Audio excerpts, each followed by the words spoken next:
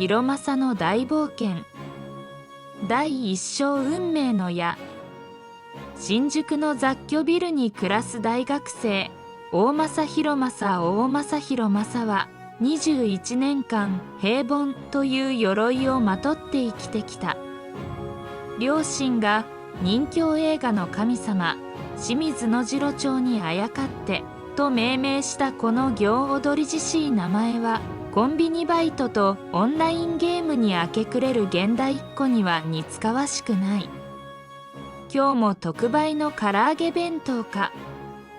午後8時、自転車のかごに買い物袋を乗せた広政が細い路地を曲がった瞬間、鈍い金属音が暗闇を切り裂いた。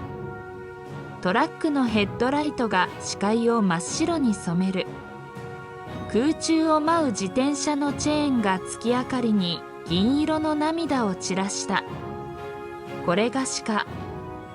意識が深淵へ沈む中、耳元で鈴の音のような声が響く。生きなさい。あなたには果たす使命がある。甘い桜の香りとともに胸元に熱い衝撃が走った。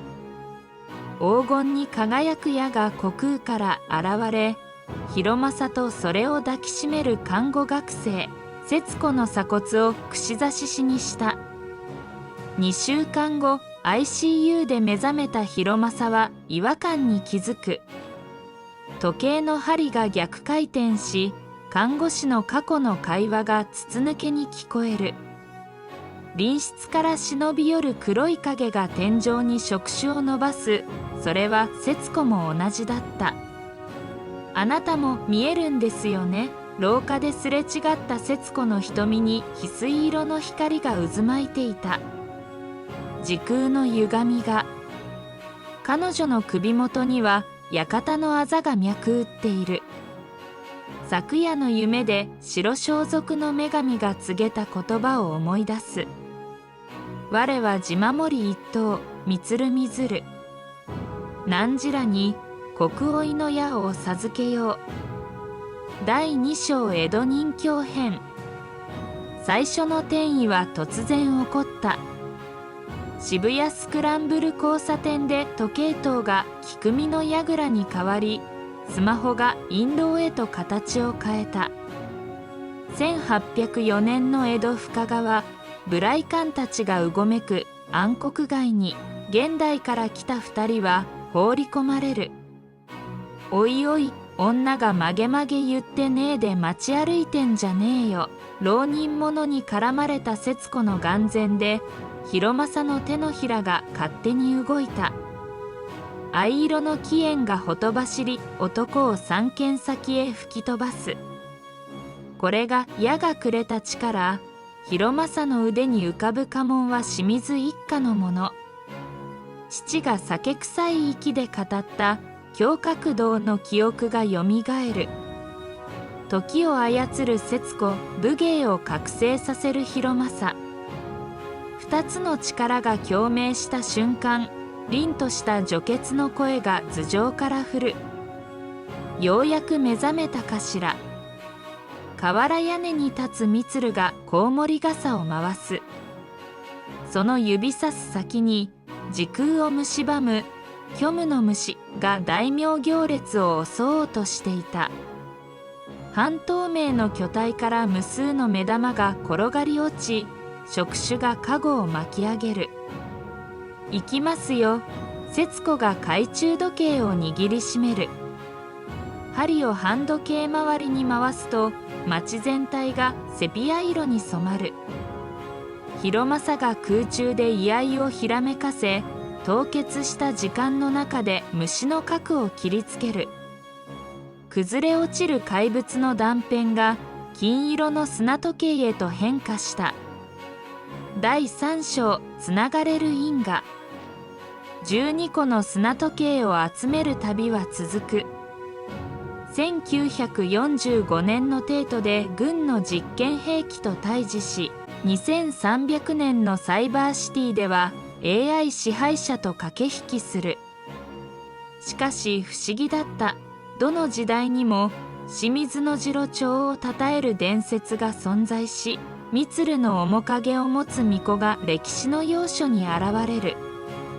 私とあなたは節子が平安京の月夜にささやく。何度も出会ってる気がする。彼女の和装姿が満と重なる。広政の心臓が高鳴る。これは出会いではなく再会なのか。転機は戦国時代で訪れた。砂時計を守る棚子と名乗る武将の正体が虫に寄生された歴史改変者だと知るとき、第4章歴史の改変。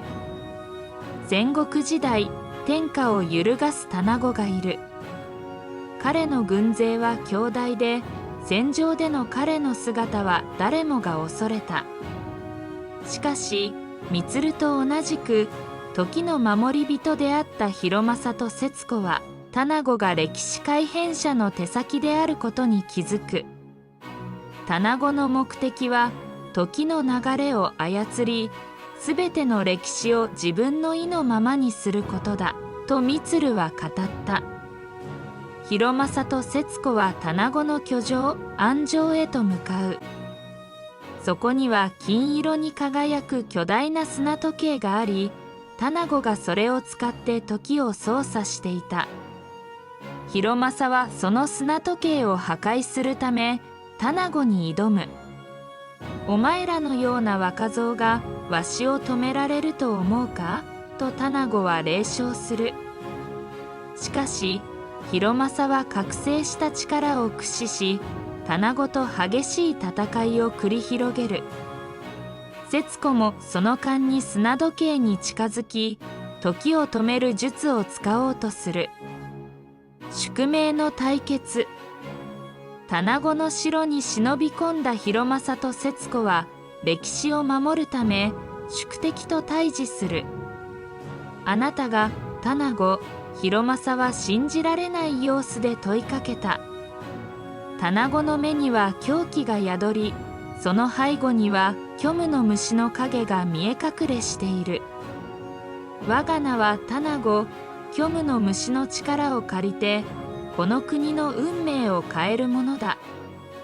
お前たちもその宿命に光栄はしない。広政と節子は互いに目配せし、矢の力を呼び覚ます。広政の体からは青い炎が噴き出し、節子の懐中時計は金色に輝く。二人は棚子と虫の合体した巨大な怪物と激しい戦闘を繰り広げる。広政、今だ、節子が叫ぶと同時に、広政は一撃必殺の居合を放つ。怪物の心臓部に直撃し、巨大な爆発が巻き起こる。棚子と虫の姿は消滅し、広政と節子は勝利の歓喜に包まれた。第5章永遠の旅路。戦国時代を終えた2人は再び現代へと戻る。しかし彼らの心に刻まれた冒険の記憶は決して消えることはなかった。広政と節子は時を超える旅の中で得た絆と力を胸に新たな冒険に備える。彼らの旅は終わらない。過去から未来へ時空の歪みと戦い続ける。清水の次郎長の伝説とともに広政と節子の名は永遠に刻まれる。第6章時の守り人。現代に戻った広政と節子は時空の歪みが再び現れることを察知した。彼らは新宿の雑居ビルに戻り、そこで満からの新たな指令を受け取る。時の守り人としてあなたたちはこれからも歴史の守護者としての役目を果たさなければならないと満は語った。新たな時空の歪みは20世紀初頭のパリに現れた。広政と節子はタイムポータルを通じてその時代に飛び込む。パリの街並みは美しく、芸術と文化の中心地として栄えていた。しかしその裏には虚無の虫の影が迫っていた。第7章芸術の守護。パリでは広政と節子は有名な芸術家たちと出会う。ピカソ、モディリアーニ、シャガールといったアーティストたちが彼らの仲間となり、虚無の虫との戦いに立ち向かう。広政の武芸と節子の時を操る力は芸術の力と結びつき、虚無の虫を撃退するための強力な武器となる。一方で彼らは時の流れを守るため、歴史を変えることのないように注意を払う。広政と節子はピカソたちの作品が未来に残るように導きながら、虚無の虫との激しい戦いを繰り広げる。第8章最後の砂時計。パリでの戦いが終わりに近づくと、広政と節子は12個目の砂時計の手がかりをつかむ。それは第二次世界大戦中のベルリンにあることが判明する。広政と節子は再びタイムポータルを通り、戦争の真っ只中に飛び込む。ベルリンの街は爆撃により荒廃していたが、彼らは戦火の中で最後の砂時計を探し求める。虚無の虫は一層凶悪な姿を現し、広政と節子を追い詰めるが、彼らは決して諦めない。第9章宿命の終焉。最後の砂時計を手に入れた広政と節子は、満鶴の導きにより虚無の虫の本拠地へと向かう。そこは時空の狭間に存在する異次元の世界であった。広政と節子は虚無の虫との最終決戦に挑む。時の守り人として我々はこの世界を守り抜く。広政の叫び声とともに彼らは虚無の虫の核を打ち砕く。黄菊屋が虚無の虫を貫き、異次元の世界は静寂に包まれる。第10章新たな旅立ち。広政と節子は時空を超えた冒険の旅を終え、再び現代に戻る。しかし彼らの心には新たな使命が刻まれていた。時の守り人としてこれからも歴史の守護者としての役割を果たしていくことを誓う。私たちの旅はまだ終わらないと広政は笑顔で言う。新たな時空の歪みが現れる限り、私たちは戦い続ける。節子もうなずき、そうだね。